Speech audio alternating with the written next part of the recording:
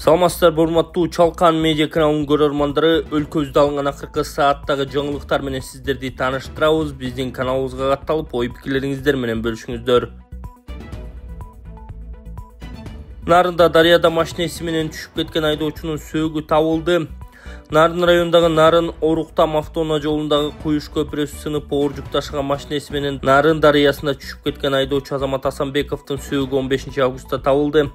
Бул тууралуу Ички иштер министрлигинин басма сөз кызматы кабарлап, 41 жаштагы маркумдун сөөгү Нарын облусунун Ак Кыя аймагынан милиция кызматкерлери суудан алып чыкканын билдирген. 13 августта Нарын районундагы Эки Нарын айылынын облус борбору менен байланыштырган көпүрө кулап, КамАЗдын айдоочусу сууга агып кеткен. Жергиликтүү тургундар көпүрөнүн коопсуздук шарттарына жооп бербей калганы тууралуу бийлик органдарына бир нече жолу кайрылганын, бирок убагында чара көрүлбөгөнүн айтышууда. Транспорт жана коммуникациялар министрлиги бул көпүрө аркылуу оор жүк ташуучу машинелерге чектөө коюлганын, айдоочуга карабастан көпүрөдөн өткөнүн билдирүүдө. Мекеме көпүрөнү оңдоого 5 августта тендер жарыяланып, 11 августта өткөрүлгөнүн, ушул тапта иштер жүрүп жатканын кошумчалады. Москвада жашап, иштеп жүрүп жыйган мүлктөрүңүздү сүрсүтпөй, батирден батирге көчкөндө төгүп чачып жоготпой, айлыңызга бат-бат жиберип туруңуз. Бул үчүн 12 жылдан бери Москвадан Кыргызстанга жүк ташуу менен алектенген Зайырбек Маматкаримов аттуу туруктуу ишкерди сунуштайбыз. Зайырбектин машиналары мыкты, кызматкерлери жооптуу, кампалары кенен, жүктү үйүңүздөн алат. Ар бир 7 облусубузга чейин барат. Ар бир аманаттын амандыгына кепилдик берет. Кызмат акысы буюмуңуздун көлөмүнө жараша 500 рубльдан башталат. Байланыш номерлары +7 926 788 70 70 +7 929 624 63 64. Балыкчы Чолпон Ата темир жолун куруу пландаштырылууда. Балыкчы Чолпон Ата темир жолун куруу пландаштырылууда. Бул тууралуу Кыргыз темир жол ишканасынан билдиришти. Маалыматка ылайык ишкана 7-Кыргыз-Россия экономикалык форумунун алкагында Евразия өнүктүрүү банкы менен долбоордун алдын ала техникалык экономикалык негиздемесин даярдоо боюнча макулдашкан. Долбоорду даярдоого грант бөлөрү айтылды. Долбоорду ишке ашыруу Кыргызстандын транспорттук инфраструктурасын өнүктүрүүгө, ички логистиканы жакшыртууга жана аймактагы экономикалык байланыштарды бекемдөөгө багытталган. Жаңы темир жол тилкесин куруу туристтик агымдуулукту арттырып, темир жол инфраструктурасын жакшыртат деп айтылган маалыматта. Буга чейин Садыр Жапаров келечекте темир жол Балыкчыдан Караколго чейин салынаарын айткан. Катуу жааган жамгыр суу ташкыны Кашмирде ондогон кишинин өмүрүн алды. Талаштуу Кашмир чөлкөмүнүн Индияга караштуу аймактарында азыркыга чейин 46 кишинин өлүмү тастыкталды. Туристтер көп каттаган Чашоти калаасында 200дөн ашуун адам дайынсыз. Бир нече күндөн бери тынбай жааган катуу жамгырдан улам дарыялардын угунан чыгып бууркандап, топурак таш аралаш суу ташкыны топтолгон адамдарды, үйлөрдү агызып кетти. Кашмирдин Пакистан тарабында жанындагы аймактарда 23 кишинин өлүмү такталды. Дагы ондогон кишини издөө иштери жүрүп жатат. Скорпион спецназында жоокер кокустан атылган октон каза болду. Коргоо министрлигинин Скорпион атайын даярдыктагы бөлүгүндө контракттык негизде кызмат өтөгөн жоокер каза болду. Бул тууралуу аталган министрликтен билдиришти. Алдын ала маалыматка ылайык, пландык аскердик машыгуу маалында жоокерлердин бири кокусунан шеригин автомат менен атып алган. Ок жеген жоокер ооруканага жетпей көз жумган. Коргоо министрлиги окуяны тастыктап, аскер прокуратурасы кызматтык иликтөө жүргүзүп баштаганын билдирди. Министр Руслан Мукамбетов ички иликтөөнү өз көзөмөлүнө алган. Жапаров аты Түрк паркынын жашоочулары берген акчага сейилбак оңдолоорун айтты. Президент Садыр Жапаров мыйзамсыз курулуштар тууралуу пикирин айтып жатып, Бишкектеги Көкчар жана Ата Түрк паркындагы жашоочуларга кош стандарттуу мамиле жасалып жатканы боюнча талкууларга да жооп берген.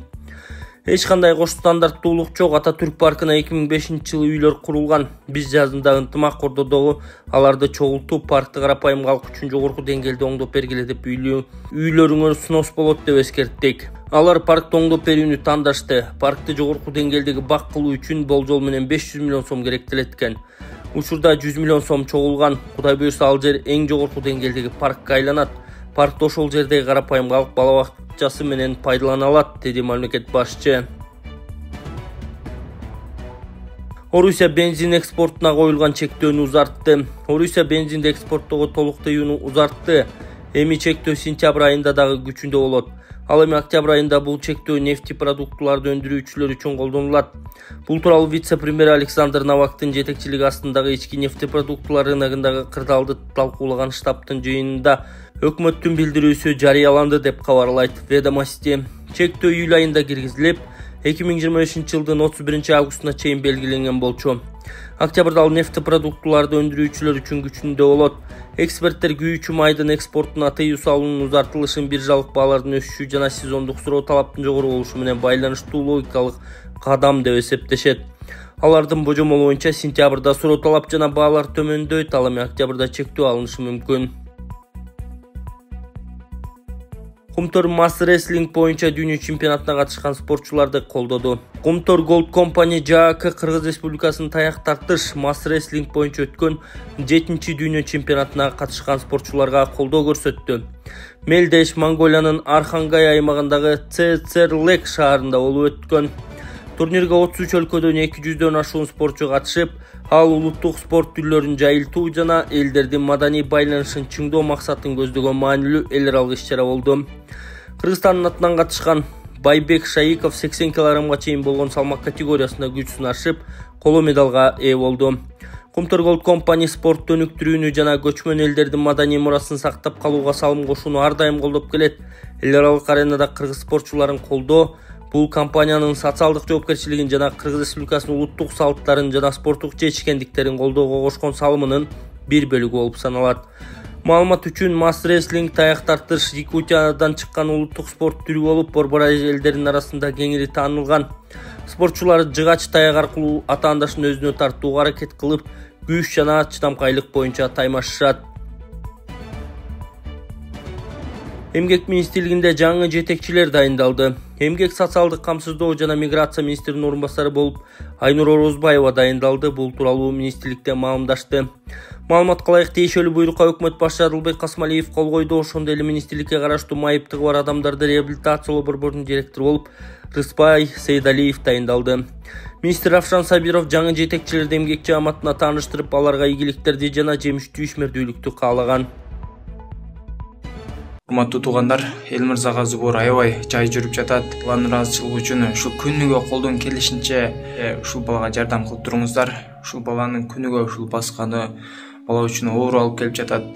Ушул каражаты чогулуп бүтөр менен буйруса, эл мырза операцияга кеткен жатат туугандар. Ушул азыр апасынын колунда 1.600.000 сом турат. Ошондой эле 1.200.000 сом жетпей турат. 1.600.000 чогулуп, азыр ушул 1.200.000 калды.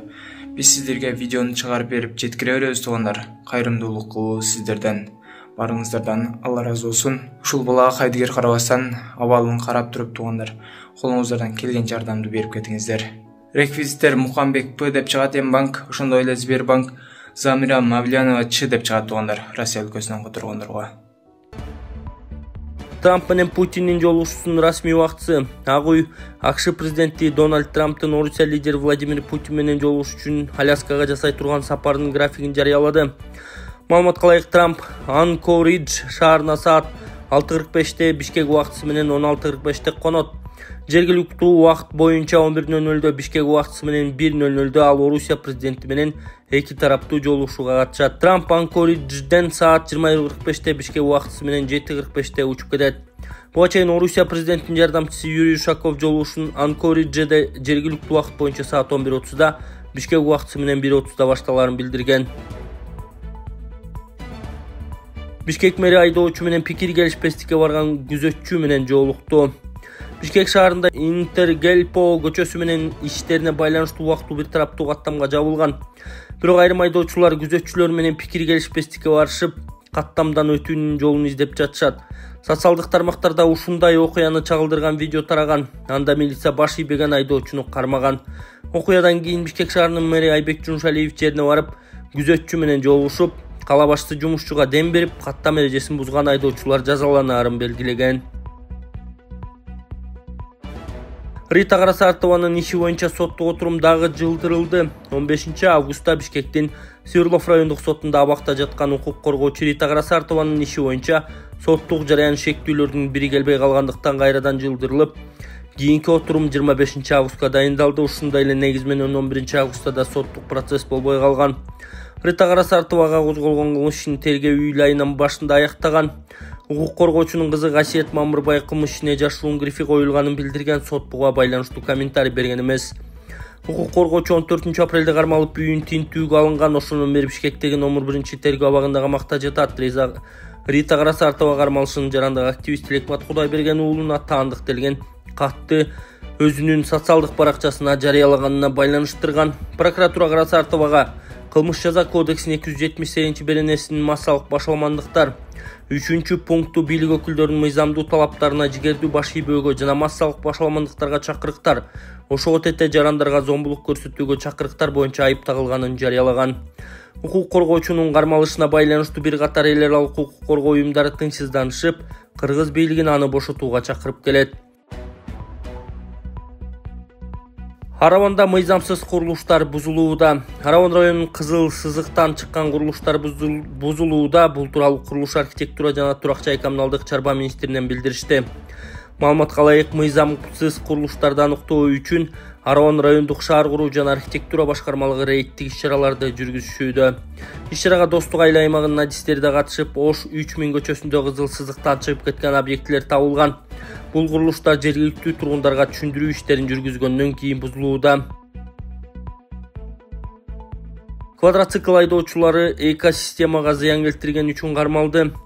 Ички иштер министрлигинин интернетке тараган видеосу боюнча тоодо квадроцикл айдагандар кармалганын билдирди. Маалыматка караганда, алар экосистемага келтирилген зыян үчүн жоопко тартылышууда. Бейбаштыкка айыпталган адамдардын бири видео тасма мындан 1 жыл мурун тартылганын жана ал жерден өтүү үчүн ылайыктуу жол болбогонун айтып, келтирилген зыян үчүн кечирим сураган. Учурда бул факты боюнча материалдар чогултулуп, юридикалык баа берүү үчүн тергөө кызматына өткөрүлгөн. Ийим окуя кайсы аймакта болгонун тууралуу маалымат берген жок. Эске салсак, буга чейин социалдык тармактарда жаратылышка зыян келтирилип, тоолуу аймактардагы өсүмдүктөрдү квадроцикл менен тебелеп бара жаткан адамдардын видеосу тараган. Бул көрүнүш интернет колдонуучулар арасында сынга алынган.